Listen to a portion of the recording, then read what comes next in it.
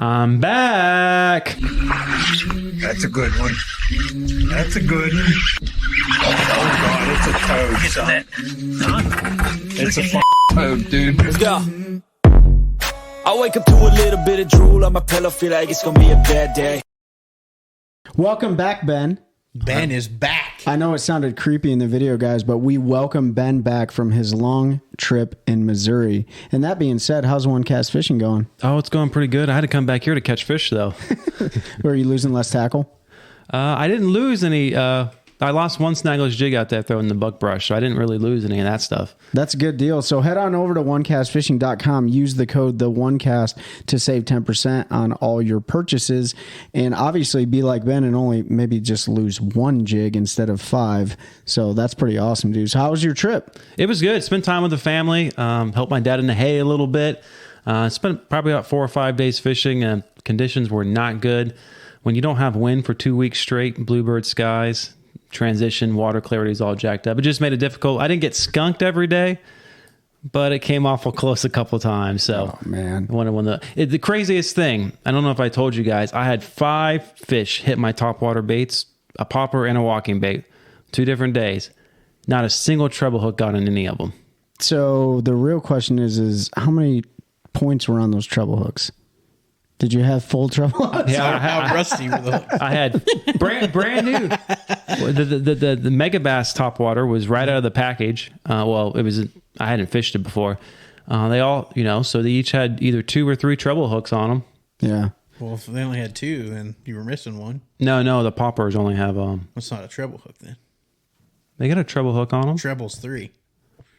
He meant 2 full That would treble be a dual hooks. hook. Oh, 2 full treble hooks. Yeah. Okay. I was like, what are you talking about? Do you want to give the background on this, Trey, just real quick? So here's the deal, folks. Ben loves to fish with a handicap. For sure. He likes to keep his treble hooks nice and filed down. Maybe there's one barb on there. I don't know. Doesn't retie sometimes for months, but maybe years. He still goes out and catches fish. I will say, for those who don't know, Jimmy Houston, I want to say, is a huge advocate for using barbless hooks.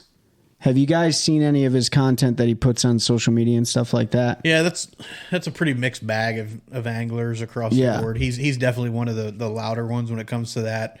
And there's merit to it, but I mean, most people are fishing with barbed hooks, and there's still plenty of fish, so I don't think it's as bad as a lot of folks want it. So Ben was not fishing with barbless hooks by any means. I just wanted to throw that out there. Like, and I always thought that too. I'm like, man, are the fish getting off because the barbs are broken down on the hooks? Because sometimes it happens. Like you're fishing, you're not paying attention. And I just threw a jig away, not a OneCast jig, but I just threw a jig away. And I looked at it, and the barb was completely broken off. And I was like, I wonder if I was losing the fish because of that. That's exactly what.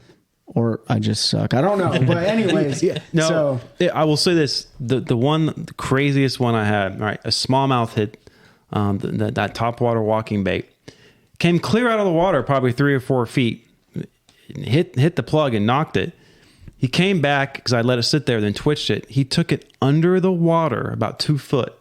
And I don't know how, because the treble hooks, he didn't get snagged. Like nothing, just completely. He just had it perfect. Yeah, I don't know what he did, but he hit it, and he came back a 3rd time and hit it on top of the water, and he still didn't get it. But there was another day I had 4 bass do that during the shad spawn. Sure, you had hooks on them? Oh, I'm 100% positive. In fact, after the first day I had that happen with the popper or a popping bait, I think it was a KVD splash. That's when I switched over to the walking bait and be like, let's just change out the top water. Let's just give a little different presentation, and still the same thing happened. So it was just one of those things. Now, in Bull Shoals, do they have true smallmouth in there? Yes. Okay. So they have all 3 species. They've got largemouth, smallmouth, and spotted. The northern spotted bass, they're all native there. So here we go. They all live right next to each other. Okay. So you say the northern strain of spotted bass, Kentucky bass, Kentucky's, because go back to our episode with Corey Oakley and check that out, because we have invasive small peduncle size spotted bass in our systems down there. And that's why I asked you the question, because I've never been up to Bull Shoals or Table Rock or any of the Ozark region and stuff like that. So, but maybe that could be the reason they're throwing them, is because now you got the invasive smallmouth hybrid spotted bass deal going on, and they just don't like those treble hooks. You know what I'm saying? So I did catch a lot of gar. Did you? They don't fight as much as you think they do. So Bull Shoals is a gar hole. Yeah. Everything is a gar hole. Confirmed Bull Shoals is a They've gar got hole. Massive gar in there. Do And they? watch them on live scope come to chase your jerkbait. Yeah. I want to try to rip away, but it's also cool to catch a big fish. But they don't fight very much. No, they're like a bag of socks. Yeah, they just You kind get a of come couple on head in. shakes usually, and maybe a death roll, and then they're about done. Dude, so check this out. I was on the other gar hole, Sharon Harris, last night, and it's because I got absolutely destroyed during the last tournament we had on Bugs Island. I caught 0 fish, weighed in 0 fish. Never happened to me in a tournament before, and I'm like, well, today's the day. It's got to happen, right? It's got to happen. And but so I had to go lay it on them yesterday on Harris, because they're falling into that early summertime pattern. They're starting to school up and stuff, and I did. And man, I threw out a deep diving crankbait, and I laid into something. I'm like, oh man, I got a giant, dude. It was not moving. And I bring it up to the boat. Can you imagine what it is? Just guess. Take a wild Probably big guess. old catfish. No, Was it a fish? Pickerel? dude. I wish it was a catfish. I wish it was a pickerel. It was a pair of nasty, poopy drawers that somebody must have cracked. And I'm like, oh my gosh, dude. I'm reeling this thing in on a giant, cash-in, deep cranking rod, right? 12-pound test. That's how I like to throw my deep cranks, with 12-pound fluoro. And I bring this up, and I'm like, what? I thought it was a plastic bag. And I bring it up, and it's got the Hanes sticker on it. And I'm like, oh my, and it's just littered with duty. And I'm like, how am I going to manage this one? I would have cut the plug off. No, I touched it. I totally touched it. Doo-doo fingers. Doo-doo fingers. Washed it off for good. That would have been the end of that and I had to do, sometimes like when you touch something stinky, you're like, oh man, what's that? It was so disgusting. But yeah. That reminds me of a Dave Chappelle skit that we can't get into because it's not family friendly.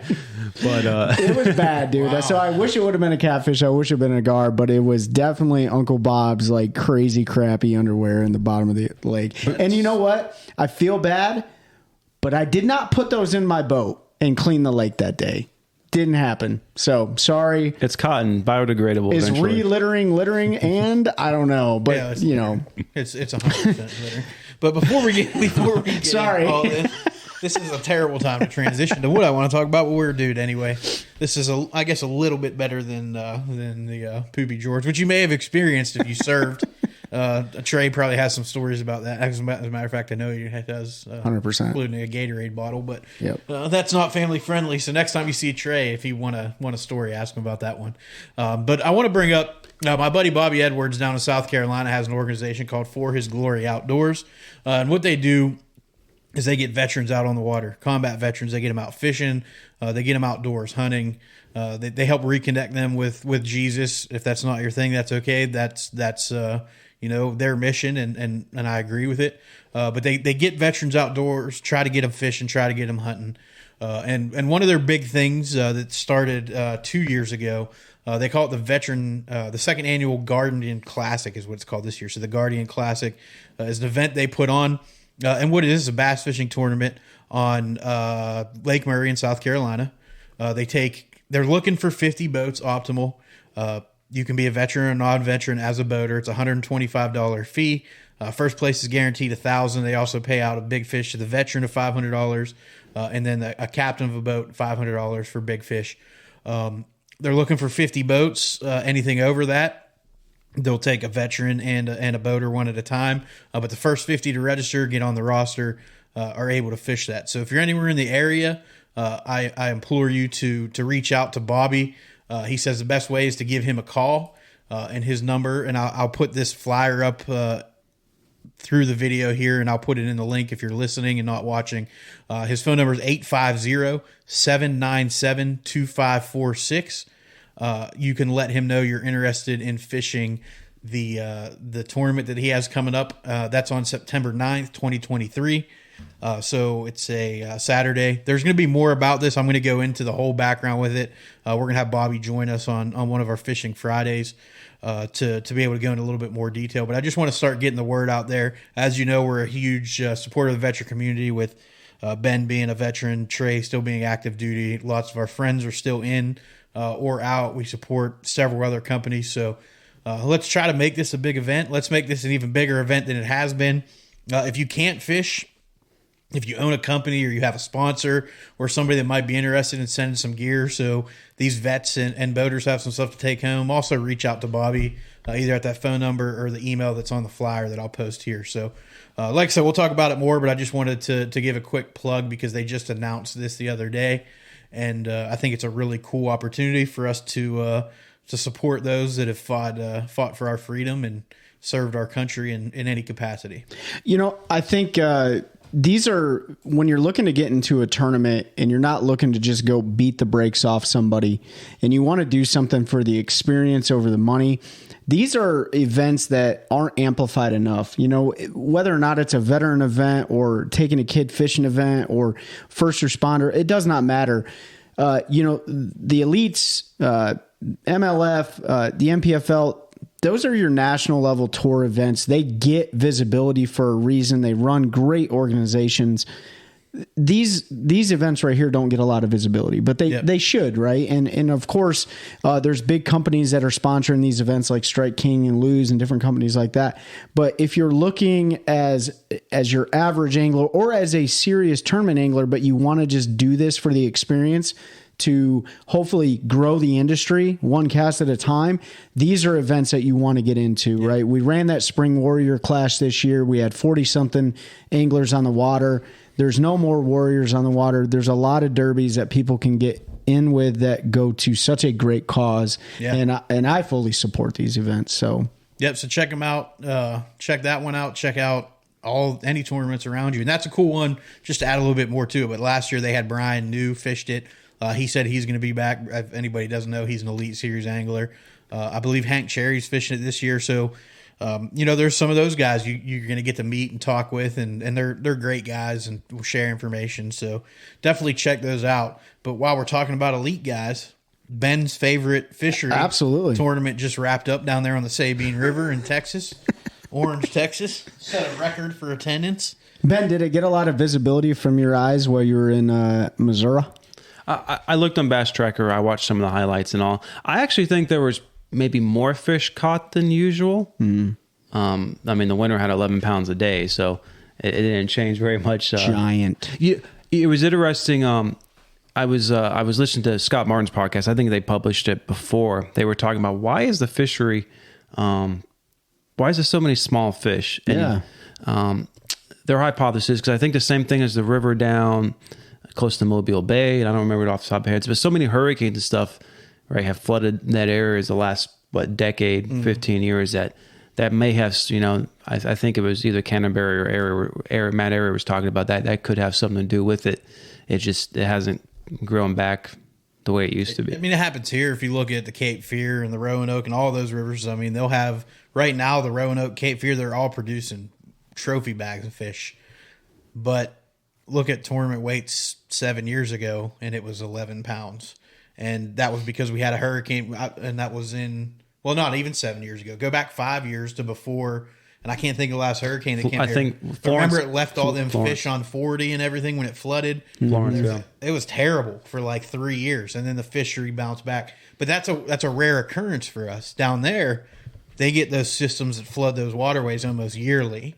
And so that would make sense. I think that's probably a fair hypothesis, you know, with all my weather knowledge and all of that. So I'm going to agree. There's Scott probably Martin, a bunch the only of time ever, but no, I'm just kidding. To be fair, I don't think he's the one who suggested it. I think it was either Area or Canterbury. But okay. And then there's probably something to do with it's a river system that the nutrient level and different stuff, and it gets so hot and all. It looks great, man. It looks like there's just be giants. The cypress trees and grass and break walls and. about everything you could want, but it was a grind. It was a grind, but I think this event specifically, and we can talk about the top 10 in a second, but below the top 10 were a lot of anglers that needed this event to make up points for the year. One of those anglers was Caleb Summerall. He's had a very bad season. So he finished 16th in this event, and he struggled throughout the season. And they got a pretty cool YouTube series. I can't remember what it's called, but it's like Lee Livesey, Caleb Summerall, and Logan Latuso. Mm-hmm. They got a really cool a series going on, primarily focusing around Lee Livesey. But he really needed this event. And then even, and I think Pete talked about it before, this was an event where even John Cruz, like he made a small move on, what was it, day 2, and shot himself. He made a huge move. Huge move.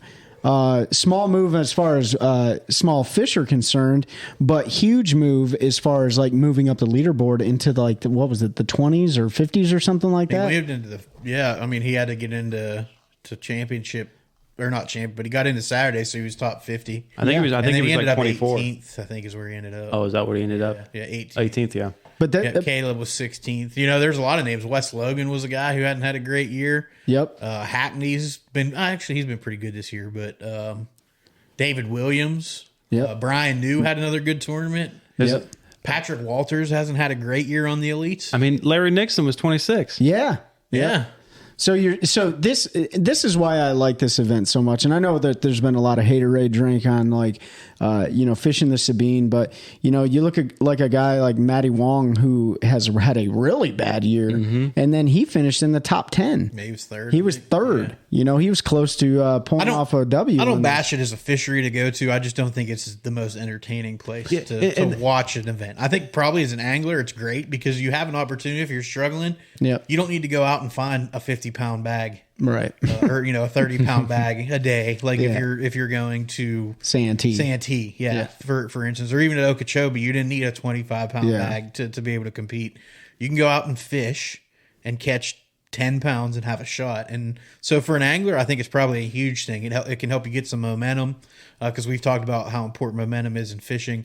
But I do want to say a huge congrats to Brock Mosley, who's finally won one. That dude is I've always called him like the ninja because he's always floating around, man. He's a really, really solid angler. And I think they said he had finished second. He's finished 6 second times over his career. Last year the last time they fished Sabine, he was second. Second, yep. So for him to pull it out, Clark Wendlandt was up there in the lead for a while. I would like to see Clark win. He's never won in a lead event. That's right. He never won. No. And he's got he was AOY. Yeah. A couple years ago. Huh? Yeah. Mm-hmm. So I mean, a storied career. He's fished a bunch of classics. He was an FLW champ. I believe he's won an Open, but he's never won in an Elite Series event. So I mean, you look at, and this is interesting. This is going to take a side conversation, but look at guys that haven't won an Elite event, have been around. G-Man has never won a blue trophy. Nope. And he's been fishing. He's got 2 Angler of the Years, never won an Elite Series event. Yep. So it's truly, I think, the Opens are super hard to win just because of the number of anglers. But to win an Elite Series event and to win multiple, I think that shows the accomplishment that really is. Because Trey and I actually talk about, Trey's like, it's really exciting to see new people win. And I'm like, man, new people win every year if you really look at it. Yeah. Like, because there's not many, we're gone are the days of KVD coming in and dominating a 5-fish tournament. And that's one of the things, as much as people hate forward-facing sonar, I think that's one of the things that have helped that. It's really hard to win. Even go look at KVD. I forget the exact numbers. In like 21, 22 career wins. Yeah. And that's since like 91 or 92 when he came out. But I mean, if you look at when he, like, from, what would I say, 95? He had his hot streak. From 95 to 98. I mean, he was winning everything. He's had a period in there where he was really, really dominant. I don't know if we'll ever see that again. Just because I think the skill gap, not that not everybody's not good. I mean, they're all great. I couldn't go out there and win one. But the skill gap for the offshore guys like that, KVD was winning, catching offshore fish, taking northern tactics and doing things other people weren't doing, right? Throwing jerk baits offshore, things like that, that he learned on smallmouth. That learning curve for the southern guys has gone down because of forward-facing sonar. And I think it's great because it lets other people win. It's more competitive. It's not like, oh, they're going here, KVD's going to win because he's going to go catch 50-pound jerk bait in a brush pile. It even started before that with just the better down imaging and side imaging and people realizing they have to get offshore. Yeah, I mean, if you look at a name that everybody that might listen or watch would know, then it would be everybody's going to know Kevin Van. Yep. I mean, you've seen his name, you've seen his advertisement. So I do want to say one other thing, because Pete, I agreed with you. My hate for the Sabine comes down as an entertainment factor. Yeah, true. Yeah. It's not a lot of fish, little weights. It is a grind. But from an angler, a lot of anglers say they love this event because they really have to put the puzzle pieces together to grind out just a few extra ounces, right? This is a pound and a half fish. If you get on a pound and a pound and a half, pound and 3/4 fish school, that makes a big difference over 1 pounders that everyone else is catching. Just look at the weights. I mean, 3rd and 4th was 8 ounces. Yeah. That's a $5,000 difference. So 6th and 7th, what's that? 4 ounces. There's another 4 ounce between 8th and 7th. That's a 2,000. So yeah, those ounces there are even more crucial. And nobody really ran away with it. Brock led. He ended up with about a 3 pound, but I mean, it was anybody's game coming into the last day. I did want to see Matt Robertson go tuna fishing, like he said he was going to do. Then he found out he had to go like 100 and some miles offshore, and he knew his boat wouldn't make it. But it's interesting to see the top 10 from this. So what I like about this from the entertainment side is it's not all of the events that you see at the beginning of the year, which are all spawn events, which is naturally the case because they got to kick the season off. They got to end before hunting season. Certain places are paying, or these places are paying bass to be there. But as boring as it may be to sit there and watch a guy live scope, I think sometimes for me, I'm like, yes, he's bed fishing. Like, just catch the fish. You know what I'm saying? And most of the time I'm not watching live as it goes on. I'm watching the highlights and stuff like that. So of course, jacking an 8-pounder off a bed is great. But from the competitive side, like, it's just a cool thing to see that leaderboard just have that domino effect across the board. And like, dude, there's some hammers inside the top 10 right now that you don't hear a lot about. Dude, Kenta Kimura. Oh, he's like second in Anchor of the Year points in the EQs. Yeah. You know what I'm saying? Like, he's dominating. Kyle Welcher, he's the leading AOI for the Elite Series right now. And then you got and I feel bad for Hunter Schrock, man. He's never won a blue trophy, but he has been up there so many times, right? And Matty Robertson, same thing with him. And then you got Keith Poche. He's sitting in 4th, right? So I don't even know what to think about him. I don't even know what to think about Keith Poche because he's dominating events, but then he's not showing up to some events, and then he's getting DQ'd from some events. I don't know what's going on with him, but he's showing out. And I think he shows out. He really dominates on fisheries that suit his style. This was his style. This was absolutely his style. So I don't know if he jumped anything. I don't know if his Fenwick wrapped gator tracks grew wings and flew somewhere, but he absolutely did a great job. He jumped some logs and stuff because I saw they did a big drone footage of him running back in a creek, but not anything like down in Texas that got him in trouble. Well, I guess it was Texas and Texas. So. Yeah. So we talked about KVD, and I guess we can talk about the MLF. They're up there in Cayuga Lake in New York, so fishing smallmouth. And talk about completely different fisheries from the two different or two of the major pro circuits. Yeah. So he went out and dropped almost a 30-pound bag. 28 won in his group. 25 was second, 25 third, 5 ounces separating them. And that third, we were just talking about, well, we took a quick break, Jacob Wheeler, who Ben brought up a great point, and I agree 100%, is probably the closest thing to KVD that this generation is going to see in the dominance that guy showed on the water. Yeah. He struggled the first couple events in MLF, and everybody was like, oh, the 5 fish, he can't do it. Well, he won the last one, and he's right there in this one. Yeah. And Group B is Group B, where we got Cody Meyer, 26 pounds.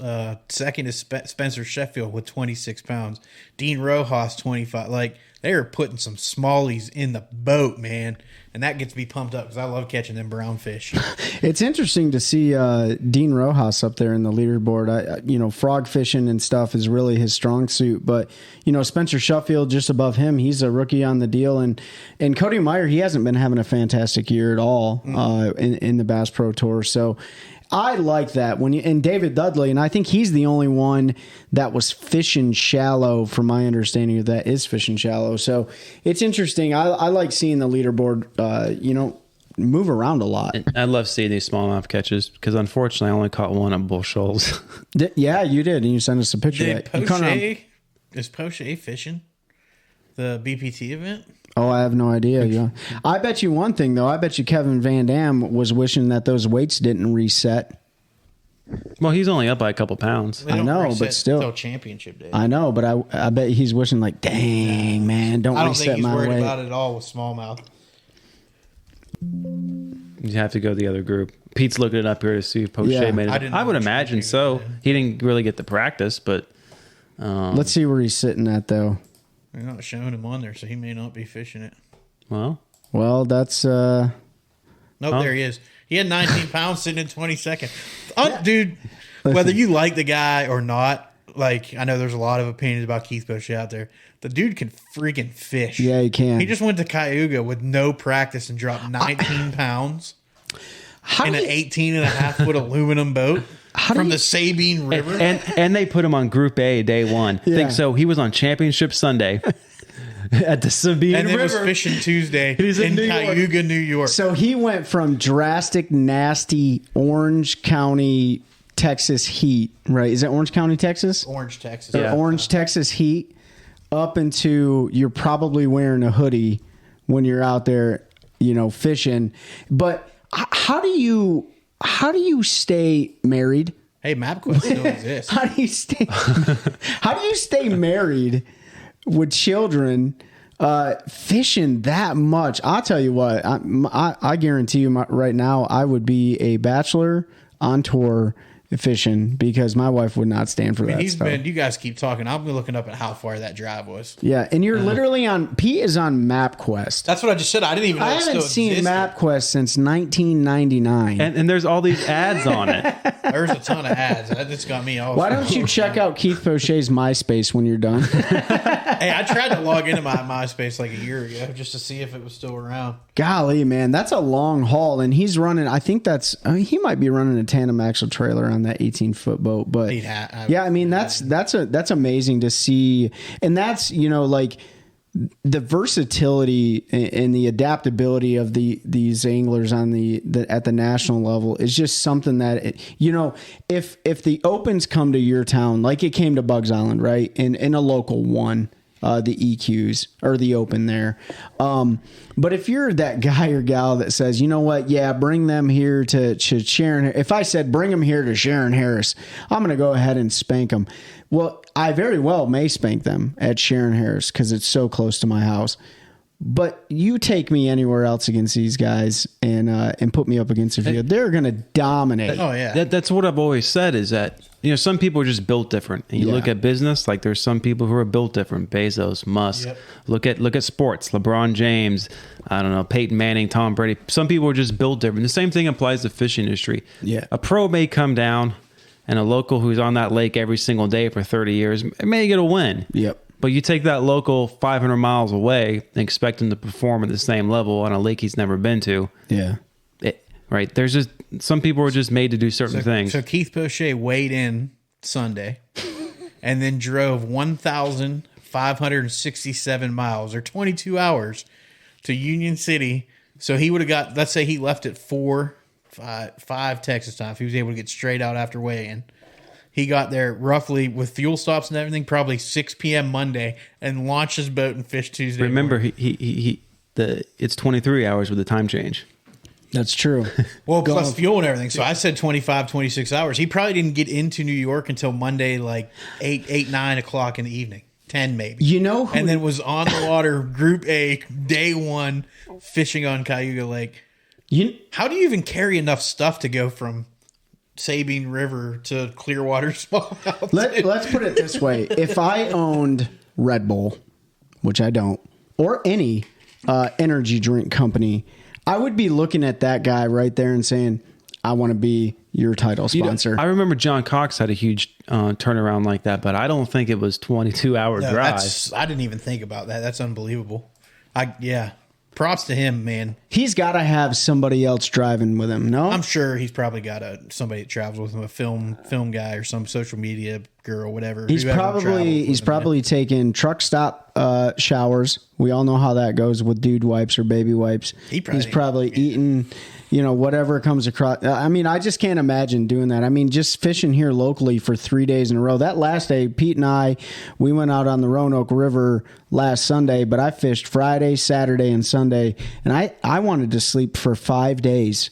After that, I was so worn out. So I can't even imagine that kind of trek across the country and fishing like that, man. That takes some serious stamina. I wonder if he got any fish tips. I don't know. Do you think he went to fishtips.com and paid for where are my smallmouth located? Would probably be a rules violation. That was a terrible segue. No, that was a great segue. I mean, how could it get any better to go up there and catch 19 pounds? Oh, man. Fish tips, if you want us to advertise for you, go ahead. Well, what's his name? Austin Neely? He's North Carolina boy.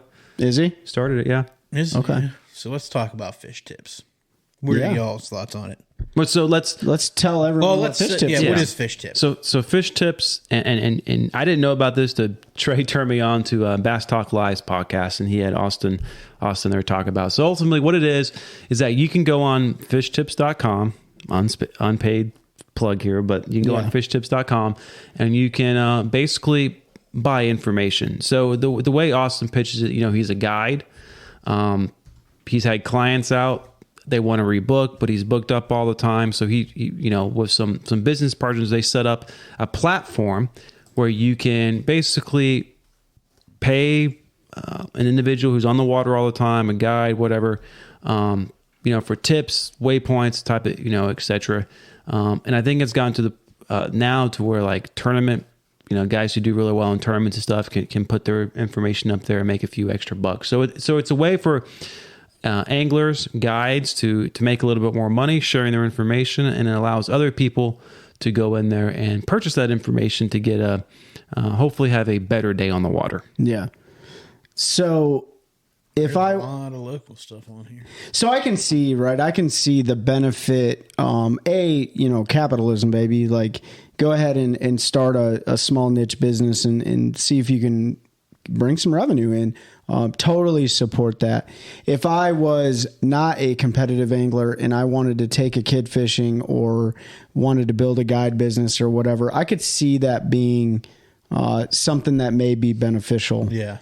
There's probably so many people, if they know about this in the industry, that are conflicted on this. And really, this is a hard one though, especially from the tournament side of the house. Like, if you go to fishtips.com and buy fish or have someone else buy the fish tips for you and you look at them, like, that's clearly violating a rule on the tournament side of the house, right? Yeah. So I would think so, right? You can't get, for tournament side, non-public information. Right. So you can't go, I don't think you can hire a guide. In the opens, I don't know what the new rule changes if they limited that as well. It's a month before. It's a month before you can't get information. So, you can't get a guide. You can't go solicit information because that's, some guys got in trouble for that last year. Mm-hmm. But anything that's public, YouTube videos, articles, all the state waypoints and all, that is all legal, open information. Where this gets tricky is that you can pay for it, and ostensibly anyone can pay for it. But as I understand it, some of these anglers can cap out the number of people who can pay for it. Yeah. That's what Austin was talking about on the website. So not everyone and their mother has access. Maybe it's you want 5 people to have this tip or 10 people, right? And that's where it becomes now not really public information. Yep, that's true. And so, I think the solution's easy, is that tournaments are just going to have to explicitly say, hey, you can't purchase, information and tips. And then it's going to be on, I don't know if they can work a back-end deal to make sure competitors are not doing that or not, but it's an honor system, just like you can't solicit information. Yeah. Check it out. So everybody fishing, you're just going to have to pony up all your account information to the organizations. You're going to have to check your financial records. Lake James, man, there's a lot of Lake James stuff. I can see this being very beneficial for your recreational angler, for a guide and stuff like that. If in fact what people are selling you is legitimate. And I know that, cause I did listen to it, and Austin talked about, like, they do the best they can at, like, going through people's social media profiles and, like, kind of building a portfolio on that individual who wants to sell their tips online or their waypoints or whatever the case may be. But dude, like, you know as well as I do, anybody could fake the funk. Like you could post the same picture from the same pond of a fish all the time and say, yep, dude, I'm on this lake or whatever. So there is definitely some gray area there. But I mean, I understand the concept behind it. Is there any Jordan Lake? No, I looked. There's nothing within. I need to find a lake that I'm familiar with, and I'll just buy it to see if it's like general information. Yeah. The closest lake to us is High Rock. High Rock, yeah. Because like Fish to Moment, Johnny at Fish to Moment produces excellent content. Yep. You know, I've gotten some of his guides, some of his lake breakdowns before. And right, if you've been fishing and tournament fishing for a while, there's nothing really new in it. Like those are all places you probably need to check. For the most part, it just maybe helps narrow you down, kind of like the priority you want to go check them. Yeah. So it'll be interesting here. And there's different prices, and there's probably a way in there that there's a rating system, and they're probably going to make it better and refine that over time. But you know, if you're a guy who is going to a destination lake, never been there, you're only going to be there for a couple of days, like I can understand someone paying money to go out there and have a good time. Hey, listen, for those who are on the fishing Facebook pages, like, I don't know, let's throw out like, what is it? The Raleigh Bass Fishing or whatever Facebook page. People ask all the time on social media, hey, what are you guys catching them on? I want to take my son fishing. Now, a lot of people use that as an excuse, say, just tell me where the fish are so I can beat people in a tournament. But regardless, people are very reluctant to share information on social media. They don't want to do it. And in fact, it ends up turning into, why don't you just get on the fish or get on the lake and fish yourself? And, you know, time on the water is going to give you the answer and blah, blah, blah. There are like a handful of people that I see like help out. Like I think you've helped out before, Pete, with some people. You're not going to give them the exact grid location of where you're going. On a post. I'll DM somebody. Yeah, DM. But like, you know, there are people in a benign way asking for tips, right? On social media. They want to know what's going on. More people than not will not tell them anything. Well, now you can just potentially go buy it on fishtips.com, right? So for those of you, I guess Austin's benefiting from all those people not wanting to tell anybody anything, and now he can just, you know, have a website and people can buy it from him. So, and it's not, I mean, that it's way cheaper, but a lot of guys will go get a guide and then the next day they're on the guide stuff. That's right. That happens all the time. Yeah. Or a co-angler's on the back of your boat during practice and they tell the other angler where your spots are at. You know, really hard to keep secrets anymore. Not sure that everything needs to be a secret. I think you just need to, pick your battles wisely. I think there's certain things you can tell people like, hey, yeah, man, they're on main lake points. They're on secondary points. You know, they're on rock. They're on wood. So I think that's the big thing. Like you buy information that is a day old, like very recent.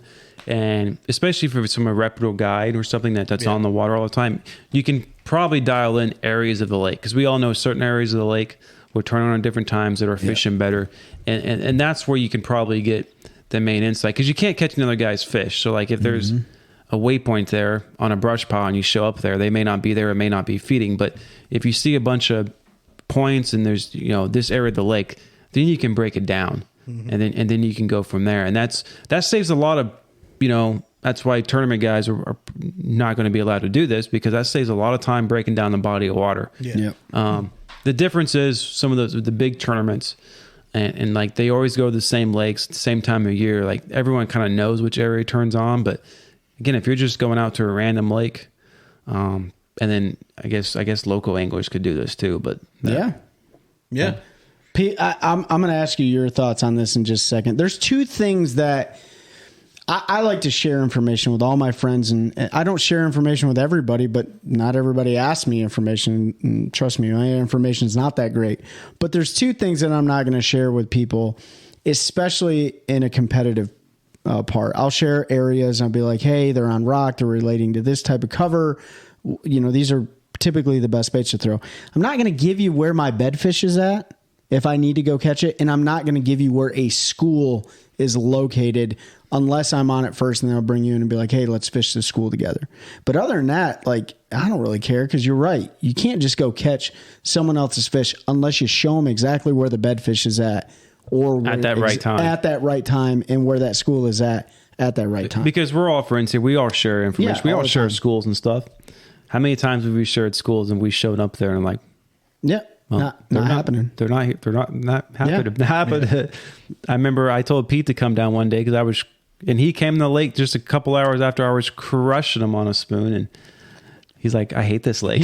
In fact, I think he said when we went out there a couple of weeks ago, he goes, Ben freaking lied to me, man. He lied to me. Like they're on the other side of the lake. There's video proof. But there's absolute proof. I think Pete was just like 10 feet off, and that was it. Yeah, they shut down that day. But that is even a thing. So like, if I'm going to purchase something, which I'm not, but maybe I will, from Fish Tips, I'm going to take it with a grain of salt. Yeah. I'm going to take it with a grain of salt because A, you believe half of what you see and nothing of what you hear. My old man used to tell me that all the time. And B, like a lot of that is on you. Yeah. Somebody can tell you exactly what to do, but if you're not throwing it right, if you're not maneuvering that bait right, if you're not there at the right time, it's all on you. So in defense of Fish Tips, if you go on there and slaughter them with the reviews, like be cognizant of that. You know what I'm saying? Plus, leave us a review too. What are your thoughts on Fish Tips? I'm not paying anybody for information, but that's me. I mean, I guess I see the utility in it. If you were going to a new lake or you just want to go catch fish, but it's way too easy to lie. First of all, somebody just to be untruthful. I don't care how, like you said, they can look at my social media and look at anything, but it doesn't mean I'm giving you the right information. Yeah. I could tell you I caught them here and been completely the other end of the lake doing something completely different. Yeah. And there's plenty of folks, I'm not saying anybody that's on there would do that, but there's plenty of folks that would go out and do that. So, if there's a verification process where maybe you have a buddy in that area that goes and checks that spot on that lake and says, yep, there's fish there. I think there has to be more to it than just taking anglers' words for it, because I don't trust anybody. I mean, I just don't. And I'm not going to like you, I'm not going to give people exactly what I have going on, even though I'm confident that if I did, they're probably not going to catch the fish. Well, everyone's got a price. Because there's certain First of all, if I'm fishing a tournament against you, I'm probably not going to tell you exactly. I'll tell you what I'm doing. Like I caught them doing this. I caught them doing that. I'm not going to tell you exactly where. But like you said, there's areas where just where I position my boat is the difference between catching a fish or not, regardless of the weather condition. That's just where you need to be set up. And I'm sure we've all done it where we want to go fish a point or something, and you roll up and there's a guy sitting right where the fish are. And you're like, well, this guy's sitting on top of him. He has no idea what he's doing. Well, he doesn't know that. He knows they're on main lake points, but he doesn't realize that those fish are there. You know that. So if I tell you, oh yeah, here's the waypoint, they're on this point, it still doesn't tell you like where those fish are on the point. And you talked about it yesterday. You were looking at Harris, you thought those fish were going to be in 15 feet of water, and all of a sudden you look on side imaging and you find, well, no, they were slid up. They were in like 10 foot of water. Yep. They weren't where you expected them to be. Not at all. So you tell somebody to go fish that point and say, hey, they were in 15 foot of water there, and they run through there and go, there ain't nothing here. It's a freaking Dead Sea. Well, no, because they're 5 foot shallower today, and you just didn't see them on side scan, or you didn't look there. You got to graph around still. And it legitimately happened. Like I pulled up after a boat had left because I was waiting to get on that spot, and he didn't catch a single fish. But that's because he was about 25 feet off from where the fish were at, right? For Fish Tips, I think the important thing. So like, here's a free fish tip for you. If you're going to take a kid fishing and get them on a fish or a fish of their life, or anybody for that fact, and we're not competing, like, dude, I'm going to tell you exactly where to take that person, because that's just the kind of person I am. But the best fish tip advice is really just go spend time on the water. That's free fish tips, right? Just go spend time on the water. Heartbroke a lot. You try to catch another person's fish. And look, I've benefited from tips before. So when I got out of the Army, I went down to the Harris chain, and I spent the first day and a half. This is the second time I went down there, I think. Going like Beauclair and Eustis, and I caught one or two fish. I was punching shallow. Like it was my first time down there. I didn't really know what I was doing. That was the first time on the Harris chain. I'd only been to Okeechobee before, and they were kind of spawning.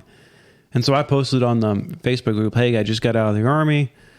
just looking kind of the areas, and the guy, gave me, go to this area, generally in here with the eelgrass. And sure enough, we caught a lot of fish, and Sam, flipping crickets came down, and we caught a lot of fish. We didn't catch any giants, but had an awesome few days out there. But at a body of water that large, I don't know if I would ever really figured it out. I don't know if I would have went the hour and a half boat ride over there, right? Because going through all the canals, but that's where I needed to go.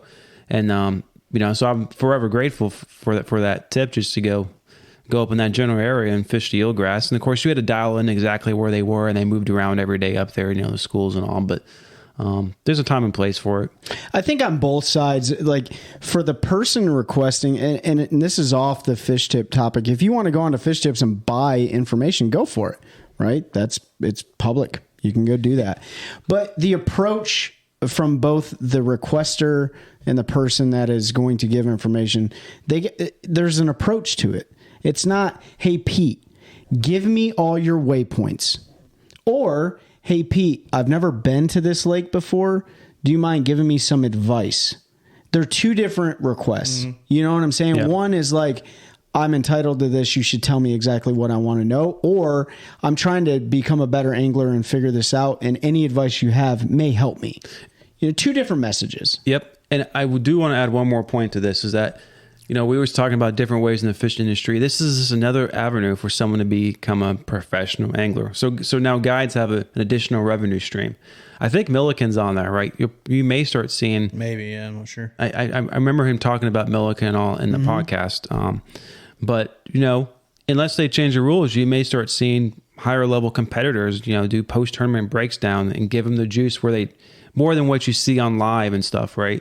And I have no problem with that, because... right, they're trying to make a check to be able to compete in the next event. So there's right, Milliken gives it all away, anyway on YouTube, for free. But so he may not. I don't know. He was talking about him on the podcast, and I know you remember hearing that part. But again, like an open angler who does really well wants to put it up there.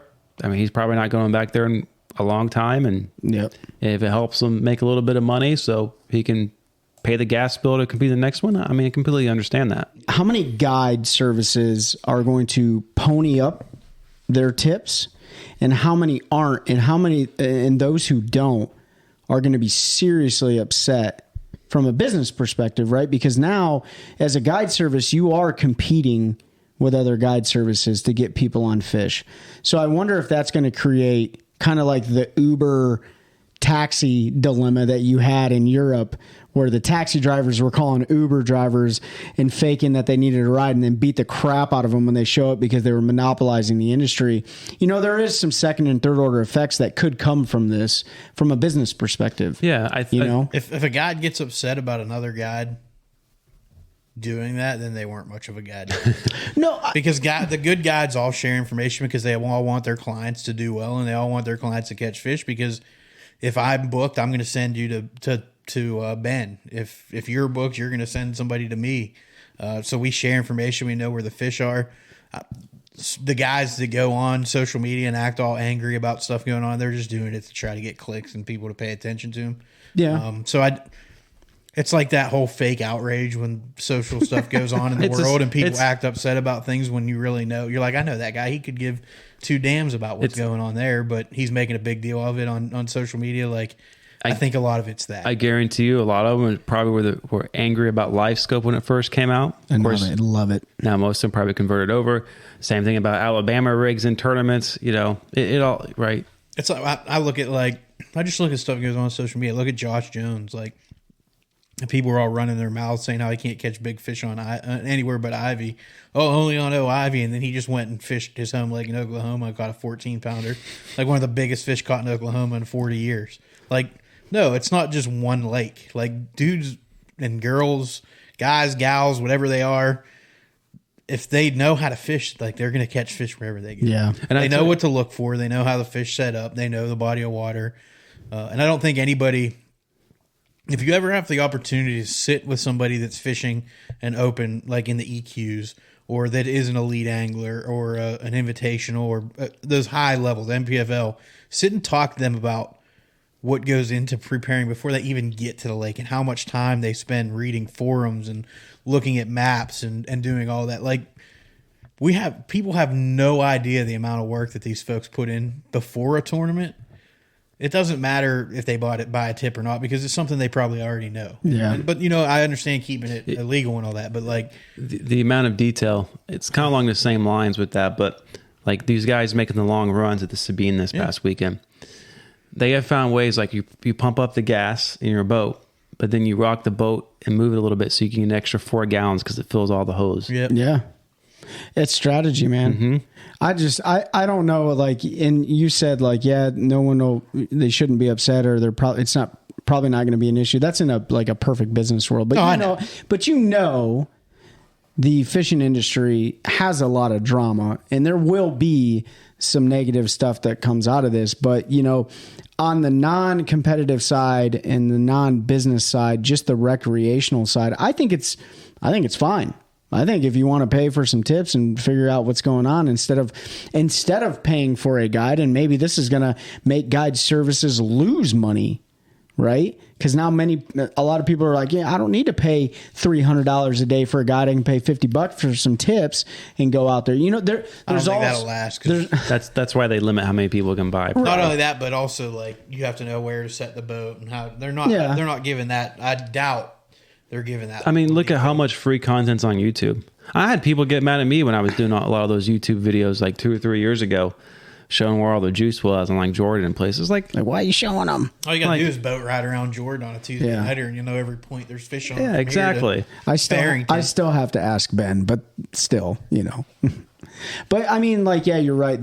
That is the kind of the weird thing, though, is there is so much content out there. If you watch the elites, if you watch the MPFL, if you watch the BPT, like, there's cameras everywhere. You should, especially at these destination lakes, you should be able to kind of break it down. If you watch YouTube, if you watch the social media posts, I mean, man, there's so much information out there. I guess maybe that is kind of the point, though. There is so much information out there. It's overload. And so you don't know what you don't know. But if you go to one website and it's like, yep, this is where you need to go, it makes it a little bit easier. Maybe spend less time trolling through social or scrolling through social media and stuff. So scrolling, I think we'll have scrolling or trolling. I think we'll have to let it mature a little bit and see what comes of it, and start seeing people's reviews. And I think we need to buy one. I think we just need to go ahead. There's nothing close. If something pops up close, let's take a trip up to James. We could. I mean, we could buy like Lake James and run over there and see. I mean, yeah. I'd rather go somewhere we've never been, like Chattooga or something like that. We should totally go to Chattooga. We're totally off topic, but yeah, well, that's the whole point of it being our podcast. We can talk about whatever we want, and if you don't want to listen, then listen. Like, just listen, because we're dropping gems. Yeah, we are. It's opened our eyes. Basically, just ask Trey Nice, and he'll tell you anything you want to know. Anything you want to know, like don't. Like go off of what I tell you though, because you might zero in a tournament. So, and if you're gonna fish Carolina Lakes, hit Ben up because he's definitely got that dialed in. No, I don't. I came back here to catch fish and I caught fish, but there's too much grass now. Yeah. Oh, said no angler ever. No, so all the grass from like 0, so we're on the bank, to like 4 foot, 5 foot is all dead because they sprayed it. But from like 5 foot to like 12 foot, I mean, we got coontail growing up to like 4 feet. Wow. And there's entire massive sections of the lake is just, there's almost walls of grass in place. And so really what you have to do is get out there on your live scope and move around till you see, okay, there's bait here. So throw around that area for a bit. And if you don't get bit, move on to the next little patch. Yeah. Right. Because a lot of times the bigger fish are down in the grass and you can't see them until you get a reaction strike or something out, unless they're up actually feeding at the moment. So it's a lot of going around, just looking around, spending a lot of time with your neck looking down, trying to find the right areas to cast to. Do you have anything more specific, or do you want to put it on fish tips? I think you should put your grass patches. It's got to be public. And exactly. Water, hey, there's public people living there. But maybe somebody buy the juicer. But when I went out whenever I went out, Tuesday, whenever that was, one of the kids who used to use some when we had soft plastics and all, he caught my scale. He came over and my scale, his batteries were dead because I haven't used it in so long. but it was like a 6, 9 or 7 pound fish. Really? He caught off a little ledge out there, and there wasn't a lot of grass where that was. I went and fished it later the next day, and they weren't already there when I fished it. So I think what I'm going to do is I'm going to take an air tag and drop it in like Terry Baker's boat, and I'm just going to sell all your spots, Terry. You know what? That's funny though, because that kid gave you a free fish tip, and you went there and didn't catch anything. Exactly. I mean, I saw him there. Yeah. Because I was catching a couple. I think I caught a 3 and 4. I was like, oh, okay. And he stopped. I was going to tell him go over there and fish. He's like, oh, he had a 7 pounder in the live well. I was like, dang, that's awesome. So many people ask me about this. They're like, why do you catch fish and throw them back? You know, doesn't that get boring? And I'm like, dude, it's not catching fish is exciting, but putting the pattern together, even after 4 or 5 hours, and you're like, wow, finally it worked out. That's what keeps me coming back for more. And that's my other free fish tip is if you want the chase, then that is going to get you addicted to this industry. It sucks when you put that together at like 2:15 on a tournament day. No, dude, because we check in it too. You're like, I just figured it out. Yeah. And you hear it all the time at the ramp, like I figured them out too late in the day. And it's really true. I mean, I can tell you a number of times where I either have a small bag or I don't have a limit. And it's like, I just couldn't find nothing. And then at 2:15, I get on a bite, but I got a 30-minute run. And it's like, catch what you can as quick as you can and just get back to weighing. So there is something about, especially summertime fishing, there's a bite window like 2 to 3 o'clock. It turns on again for a little bit, then it dies off to about 5 or 6 o'clock. And this is why I can't stand checking in at 2. I check in at 2, like our tournaments, we check in at 2, and I know from 2 to 3, it's like a prime time, especially during the summer. We're always 3 for our stuff. Oh man, we blast off at 0 dark 30 and it goes to 2 and I'm always the first flight because anyways, man, freaking just go chase the fish, figure out the puzzle and then sell your fish tips, I guess. You know what I'm saying? So do you set your own price on there for tips? Yeah, I think so. Yeah. Interesting. Yeah, I'm gonna have to. I don't know. I'm going to withhold a true opinion. I know I had one off air that was rather disturbing. Not disturbing, but opinionated. But, you know, the more I think about it, and you guys brought up a lot of good points, I kind of want to see where it goes. Like, if folks are having success, and I think it's awesome. Like Ben said, it's a way to get a little bit extra money in a fisherman's pocket. And it's a way to get people on fish that may not have caught fish otherwise. So yeah, it'll be interesting to see as it matures because it seems like it just kind of launched in the last month or so. I don't know the exact date, but yeah, the first I heard of it was you messaged us about the BTL, and I haven't listened to that one. But real quick before we come to an end here because we're kind of running out of time and we've covered our topics. Speaking of Bass Talk Live, did anybody watch the Bass Talk Live Milliken work that drama out? I didn't watch it, but I did listen to some portions of it after I zeroed on Bugs Island. How was it? I thought it was mature and in both Matt and Ben taking the time to actually create dialogue and talk about each individual perspective and what they thought was right, and then coming to a mutual agreement. So, yeah, I thought it was good though. So for anybody that doesn't know, because I'm lost. During it was the last Open, so on Wheeler, and apparently this happened somewhere else as well. Essentially, every point Milliken pulled up and started fishing, Matt Pangarak with Bass Talk Live would pull his boat up and fish the same point. There was one point where he was casting over Milliken's line. In Milliken's breakdown after Wheeler, he says something about it. Like, well, I guess I can't fish anything. He put a post on social media about, you know, people following hole buzzards, or what he calls them, hole buzzards kept me from being able to fish my stuff. I had to cast over other people's lines. And it came to head who it was, and it was Matt with Bass Talk Live, and it was Ben.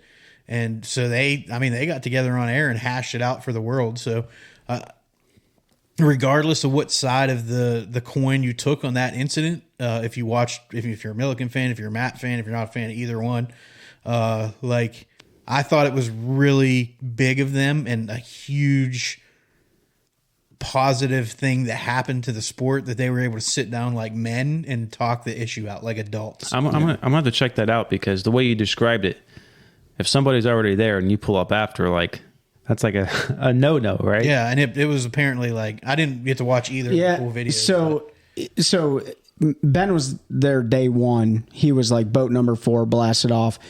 The reverse order on number 2, he got like boat 220 or something like that, way down there. However, right before takeoff, Matt said, "Hey, I'm going to go fish that area. I'm going to go fish there because I also found fish on there as well." Ben said, "Okay, dude." And he goes, "But just pull up. Like when you get there, just pull up and we'll fish it together." Well, the issue is Matt was sitting on top of a shoal or a high point in the lake, and it's like only 4 or 6 feet of water. And Ben, when he got there, told Matt, he goes, "Hey, you're actually sitting on top of where the fish are at, where I want to cast." And so when the snapshot was taken, it was taken by Ben's camera guy, and Matt happened to be in the background, and that was the picture that they posted about hole buzzards. And so then you can see the confusion there and stuff like that.